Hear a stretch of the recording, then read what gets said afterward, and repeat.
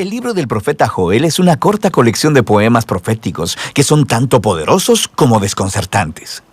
Joel es único entre los profetas por varias razones.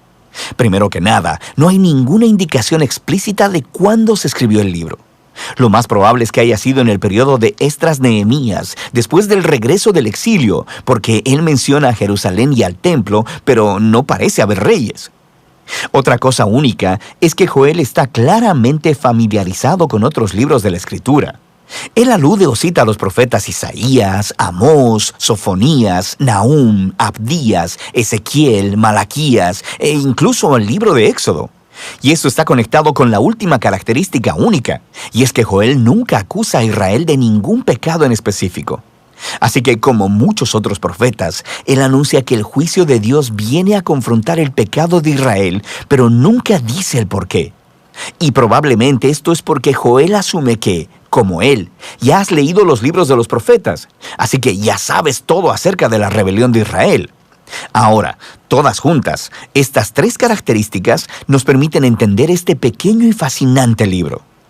Joel es un autor bíblico que estaba sumergido en las primeras escrituras bíblicas, y su reflexión acerca de ellas le ayudó a hacer sentido de las tragedias de su época y también le dio esperanza para el futuro. Profundicemos y veamos cómo funciona este libro. En los capítulos 1 y 2, Joel se enfoca en el día del Señor. Este es un tema clave en los profetas y describe eventos en el pasado, cuando Dios se apareció de manera poderosa para salvar a su pueblo o para confrontar la maldad. Piensa en las plagas en el libro de Éxodo.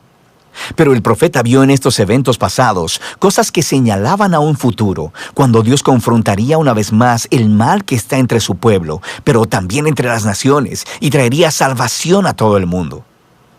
Así que aquí, en los capítulos 1 y 2, Joel ha unido dos poemas paralelos que se enfocan en este tema. El capítulo 1 es acerca del día del Señor del pasado.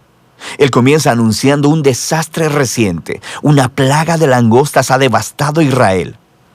Y su descripción de la plaga recuerda el día del Señor contra Egipto. Recuerda la octava plaga de Éxodo, capítulo 10, excepto que esta vez las langostas son enviadas contra Israel. Así que Joel llama a los ancianos y sacerdotes a guiar al pueblo en arrepentimiento y oración. Y luego Joel se arrepiente él mismo junto con todos los sacerdotes. El capítulo 2 acompaña al capítulo 1 y tiene el mismo diseño poético y flujo de pensamiento. Así que Joel anuncia otro día del Señor, pero esta vez es en el futuro, no en el pasado. Es un desastre inminente que viene sobre Jerusalén. Y él comienza describiendo lo que parece otra ola de langostas, pero él utiliza imágenes militares y cósmicas. Las langostas se convierten en el ejército de Dios, como caballería y soldados que están marchando y destruyendo todo a su paso. Y el sol se oscurece, la tierra tiembla, y Joel dice, «Terrible es en verdad el día del Señor, ¿y quién podrá soportarlo?» Y así, una vez más, Joel llama al pueblo a orar y arrepentirse, y él les dice cómo hacerlo. Rasguen sus corazones, no sus vestiduras, y vuélvanse a su Dios. En otras palabras, Joel sabe que el arrepentimiento puede ser solo un espectáculo que haces para salir del problema. Y dice que Dios no está interesado en eso. Él quiere un cambio genuino para que su pueblo deje su egoísmo y maldad. Y luego, Joel dice por qué Israel debe arrepentirse. Porque Dios es compasivo y clemente, lento para la ira y abundante en misericordia. Él aquí está citando del libro de Éxodo sobre cómo Dios perdonó a Israel después de que hicieron el becerro de oro. Y a partir de esa historia, Joel aprendió que la misericordia y el amor de Dios son más poderosos que su ira y su juicio. Y así, él guía al sacerdote en actos de arrepentimiento y oración, pidiéndole a Dios que perdone a su pueblo. Y justo después de estos dos poemas, la escena cambia. Tenemos una breve narrativa acerca de la respuesta de Dios al arrepentimiento de Joel y del pueblo. Dios se llenó de celo por su tierra y tuvo piedad de su pueblo. Luego, Dios dice que revertirá los devastadores efectos de este día del Señor y lo convertirá de juicio en salvación. Primero, Él derrotará a los amenazadores invasores, que presumiblemente eran las langostas, y Él hará que se conviertan en su propia ruina. Luego, Él restaurará la tierra devastada y la traerá de vuelta a la vida, haciéndola abundante una vez más. Y finalmente, Dios dice que Él traerá su divina presencia entre su pueblo. Será real y accesible para todos. Ahora, hasta este punto, los poemas cuentan una historia poderosa acerca de Joel guiando a Israel a ver cómo su pecado los llevó al desastre y al juicio divino, y que con el Dios de misericordia siempre hay esperanza.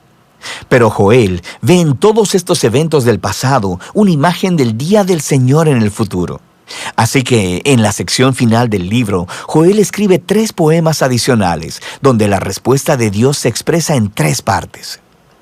Y él entreteje imágenes de otros libros proféticos y expande hasta crear una visión de esperanza para toda la creación. Primero, la esperanza de la presencia de Dios entre su pueblo se expande en una promesa acerca de cómo, en un día futuro, el mismo Espíritu de Dios, la presencia viva de su persona, llenará no solo el templo, sino a todo su pueblo. Y aquí Joel está tomando de las promesas de Isaías, Jeremías y Ezequiel, de que el Espíritu de Dios vendría a transformar y empoderar a su pueblo para que ellos puedan amarlo y seguirlo en verdad. Joel luego toma la promesa de Dios de que Él confrontará al amenazante invasor. Y Joel ve en estas devastadoras langostas una similitud con las violentas y arrogantes naciones de su tiempo que devastan y oprimen al pueblo. Así que él toma de las promesas de Isaías, Sofonías y Ezequiel sobre el futuro día del Señor, en el que Dios confrontará al mal entre todas las naciones y hará que su violencia se vuelva sobre ellas mismas, trayendo justicia para corregir todos los males. Y finalmente, Joel toma las imágenes de la restauración de la tierra y ve una esperanza para la renovación de toda la creación. Así que él toma las promesas de Isaías, Ezequiel y Zacarías, de que al día de justicia final de Dios le seguirá una restauración de todo el mundo, un nuevo Edén, donde la presencia de Dios en Jerusalén fluirá como un río y traerá renovación cósmica. De manera que el poema de Joel termina con el perdón y la misericordia de Dios, inaugurando una nueva creación. Y así, este breve libro de Joel explora ideas profundas acerca de cómo el pecado y el fracaso humano traen una destrucción devastadora sobre el mundo, acerca de cómo Dios anhela mostrar misericordia a aquellos que simplemente reconozcan su pecado y lo confiesen, y acerca de cómo todo eso nos lleva a la esperanza de que un día Dios derrotará el mal en nuestro mundo, pero también el mal que está dentro de nosotros, y traerá su presencia sanadora para hacer nuevas todas las cosas. Y de eso se trata el libro de Joel.